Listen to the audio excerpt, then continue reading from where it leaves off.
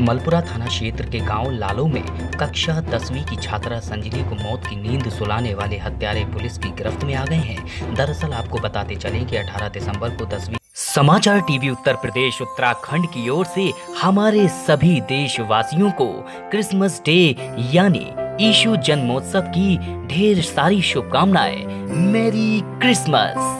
कक्षा की छात्रा संजली को पेट्रोल डालकर बाइक सवार 3 लोगों ने जिंदा जलाकर मौत की नींद सुला दिया था। इस घटना के बाद पूरे उत्तर प्रदेश की सियासत गर्मा गई थी। आगरा से लेकर पूरे उत्तर प्रदेश में जगह जगह धरना प्रदर्शन, कैंडल मार्च हुए और आगरा पुलिस पर जल्द केस खोलने के लिए दबाव बनाया गया। केस वर्कआउट करने में लगी आगरा पुलिस को मंगलवार को ये बड़ी सफलता हाथ लगी है। दरअसल इस पूरे मामले में 3 हत्यारोपियों के नाम प्रकाश में आए हैं, जिसमें संजली के ताऊ का लड़का योगेश, योगेश के मामा का लड़का विजय और विजय की बहन का देवर आकाश शामिल था। इस पूरे मामले के खुलासे में लगी आगरा पुलिस अभी तक आगे बढ़ रही थी कि योगेश ने जहर खाकर जान दे दी, जबकि 2 हत्यारोपी पुलिस गिरफ्त से दूर थे। मगर 168 घंटे दिन रात मेहनत करने वाली आगरा पुलिस की 12 टीमों ने फरार दोनों हत्यारोपी विजय और आकाश को मंगलवार को गिरफ्तार कर सलाखों के पीछे पहुंचा दिया है। जिस हिसाब से इस घटना का खुलासा हुआ है, ये बिल्कुल क्राइम पेट्रोल सीरियल की तरह है। पुलिस हिरासत में हत्यारोपी विजय और आकाश ने पूरी घटना का पर्दाफाश किया है। साथ ही साथ जिले के पुलिस कप्तान अमित पाठक ने बताया कि संजली को मौत की नींद सुलाने के पीछे एक तरफा प्यार का मामला था। क्राइम सीरियल देखने वाला संजली के ताऊ का बेटा योगेश जबरन उसे हथियाना चाहता था। यही वजह थी संजली जब उसकी ना हुई तो योगेश ने किसी और की ना होने देने की कसम खाकर संजली को पेट्रोल डालकर विजय और आकाश के सहयोग से मौत की नींद सुला दिया। मंगलवार को जिले के पुलिस कप्तान अमित पाठक ने संजली हत्याकांड से पर्दा उठाते हुए प्रेस कॉन्फ्रेंस का आयोजन किया। पुलिस लाइन में आयोजित प्रेस कॉन्फ्रेंस में जैसे ही दोनों हत्यारोपियों को मीडिया के सामने पेश किया गया तो मीडिया के कैमरों के सामने हत्यारोपी अपने जुर्म कबूलते हुए पूरे घटनाक्रम की कहानी बता रहे थे। एसएसपी आगरा अमित पाठक का कहना है कि इस पूरे घटनाक्रम में 2 बाइकों का इस्तेमाल हुआ, जिसमें एक अपाचे और एक पैशन बाइक है। इसके अलावा संजली को मौत की नींद सुलाने के लिए एक लाइटर का इस्तेमाल हुआ और कुछ कपड़े, ग्लव्स और अन्य सामान भी इस घटनाक्रम में इस्तेमाल किए गए, जिसे आगरा पुलिस ने बरामद कर लिया है। इसके अलावा हत्याकांड के खुलासे के तहत प्रेस कॉन्फ्रेंस करने वाले एसएसपी अमित पाठक ने आरोपियों के कुछ साक्ष्य भी मीडिया के सामने रखे हैं। हत्याकांड का खुलासा होने के बाद जहां आगरा पुलिस की तारीफ रही है, तो वहीं इस घटनाक्रम के खुलासे के बाद रिश्ते तार-तार हो गए हैं और साफ तौर पर कहा जाए तो इस घटनाक्रम में अपने ही खून ने संजली का खून कर दिया। कैसे मारा तुम लोगों ने, ये बताओ। कहाँ से शुरू हुई और नीचे रखो यार आईडी। क्या हुआ, बताओ कैसे मारा, बताओ। हमने बुलाया था मलपुरा, उसने हमसे बोली है कि लड़की का वो करना है। किसने? योगेश ने। फिर तो हम मलपुरा आए थे, वहाँ से वो थोड़ी देर इंतजार करा रहा था, बोल रहा था गाड़ी लेके आ रहा हूँ। तो वो गाड़ी लेकर आया अपाचे। कौन? योगेश। भैया मोबाइल थोड़ा करो। वहाँ से मलपुरा से थोड़ी देर और बोलो मत भाई। पेट्रोल लेने गए थे। पेट्रोल लेकर चौथा वाले पर वहाँ से पेट्रोल लेकर थोड़ी देर आगे और गए थे कपड़े चेंज करने के लिए। तो योगेश ने कपड़े चेंज किए थे, एक जैकेट मैंने पहनी थी उसी के ऊपर, और इसको हमने स्कूल पे छोड़ा था। पेट्रोल किसने डाला था? योगेश ने। योगेश ने। क्यों डाला, क्या वजह क्या रही? ये नहीं पता, जो बोल रहा था। क्या नाम है तुम्हारा? आकाश। हाँ बताओ क्या बता रहा था, क्यों मारा? जो बोल रहा था कि मैं उससे प्यार करता हूँ, जो बोल रहा था कि मैं उससे प्यार करता हूँ और वो मुझसे अब नहीं करती है, और उसने कोई लड़का देख लिया, मुझे चिढ़ाती है। अच्छा। इस चक्कर से। अच्छा। लेकिन हमसे उसने झूठ बोला कि उसका चेहरा जलाना है, ये बोला हमसे। उसने हमें सच नहीं बताया और हमें ये भी नहीं पता था कि उसके चाचा की लड़की है। तुम्हारा नाम क्या है?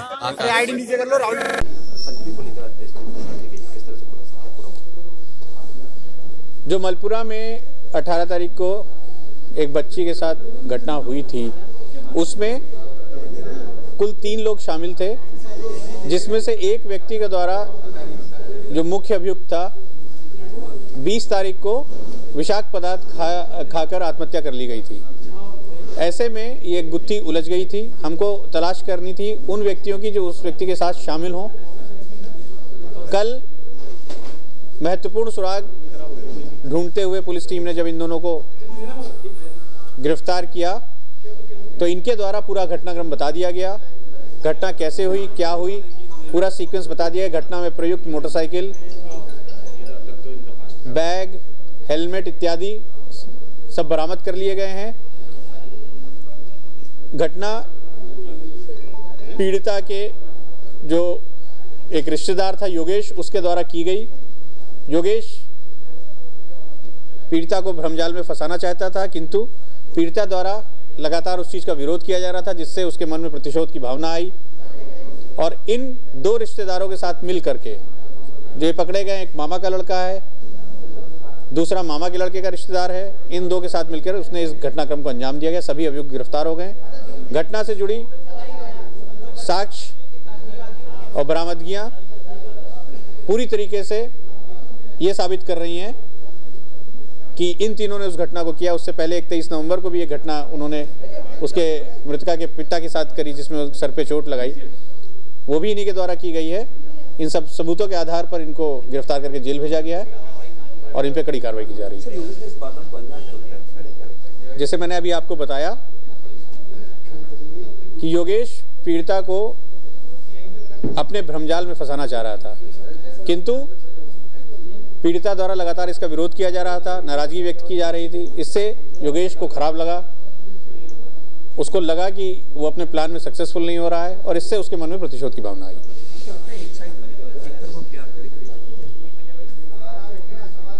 एक तरफा प्रयास जरूर था, उसके हमको कई ऐसे सबूत मिले हैं जिसमें ऐसा लग रहा है कि अभियुक्त द्वारा पीड़िता को रोका जा रहा है, मैसेज किए जा रहे हैं, उसको चिट्ठी लिखी जा रही है, किंतु पीड़िता को उसका ज्ञान हो गया। इसके द्वारा उसको कुछ गिफ्ट भी दिए गए जिससे वो प्रभावित हो सके, लेकिन पीड़िता द्वारा इसके प्रभाव में ना आकर के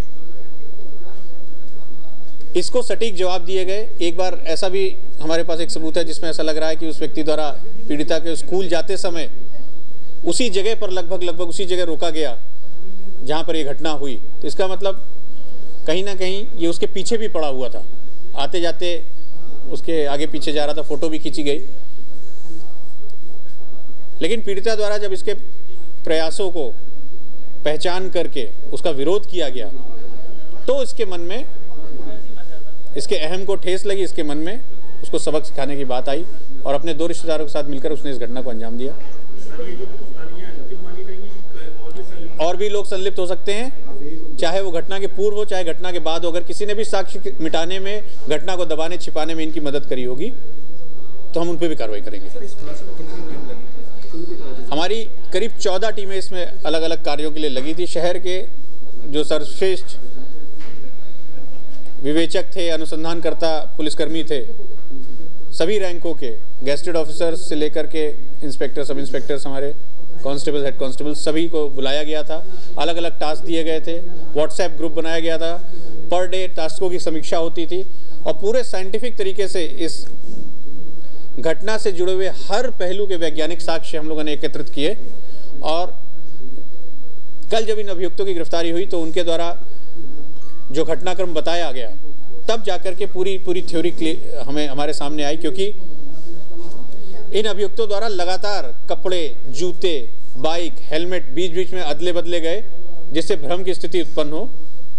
लेकिन जो इन्होंने बयान दिए उससे सारे की सारा सीक्वेंस एकदम 100% एकदम नीटली स्टैब्लिश हो गया है।